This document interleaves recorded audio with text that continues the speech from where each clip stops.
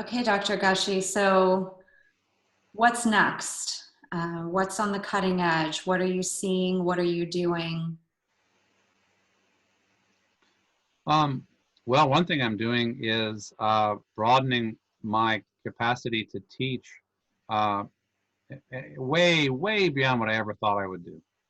Remember, I told you that the access point that I was taught in seminary was Martin Luther King, Right. right? But now I'm teaching James Baldwin. I don't teach a class on Martin Luther King, but I do teach a class on James Baldwin. Amazing. Um, and uh, and next semester, for the first time, I'm going to teach a class on womanist ethics. Not Wonderful. not because I'm an expert on womanist ethics, but because I want to learn more, and I know enough to know who's in the canon, right? And so we'll read Katie Cannon and Emily Towns and Stacey Floyd Thomas and Marcia Riggs and younger voices as well, and see where that goes. Gushee, Uh, what does it mean in American culture for a white man to teach a womanist ethics class? um, What does that well, say?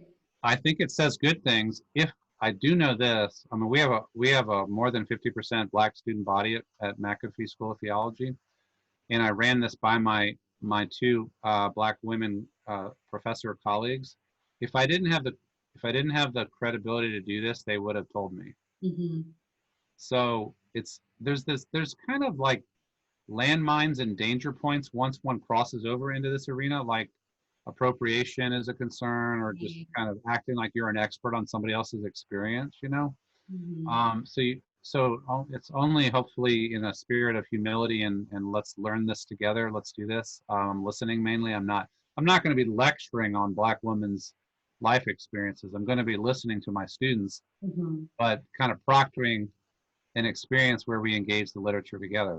That's what I'm doing. But Well, I but love the idea that it can become normalized. yeah, Like this womanist ethics should be, at some point it should become something that is expected and mainstream and normalized for people to study in our educational system. And I think, what I hope to see from what you do, and I can't wait to hear about it, is that it becomes something um, that's everybody starts to expect to study, and a white man wants to expose his students to. and is enough committed to it that he's done the background reading to be able to do that adequately, right? Yeah, You yeah. know, Black scholars routinely say we had to learn your canon and our canon. Right.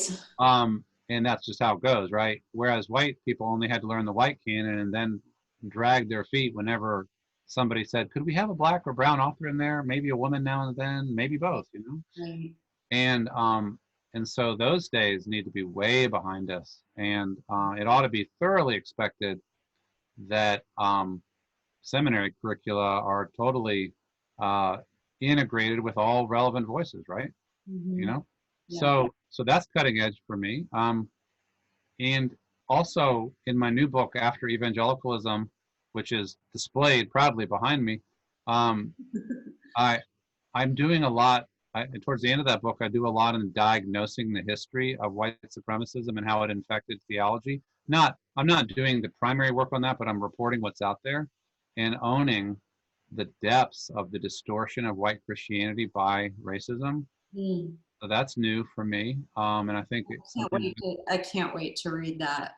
Yeah, we all need to do that work. And also, the more I've read, the more I realize that there is a robust literature in every area of the Christian theological curriculum written by Black and brown people that most white scholars only know a little bit about. Mhm.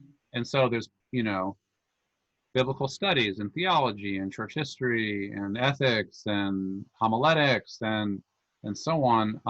And so in every discussion needs to integrate all relevant voices.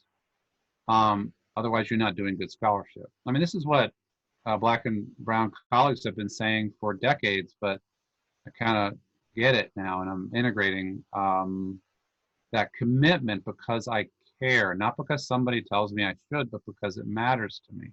Mm-hmm. Because I now understand that it is what a good scholar does, but it's also what a good human being does. Mm-hmm.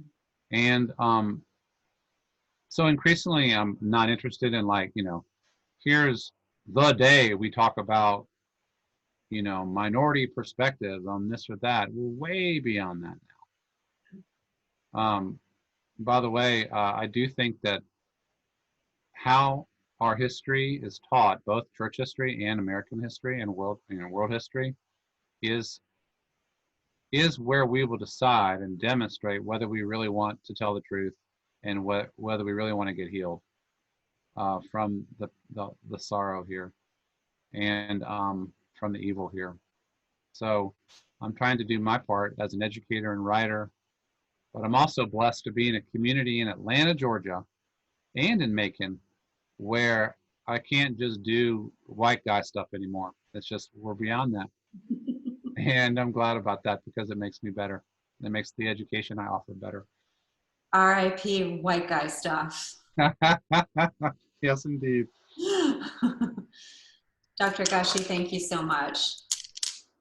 You're very welcome. I hope this was helpful, and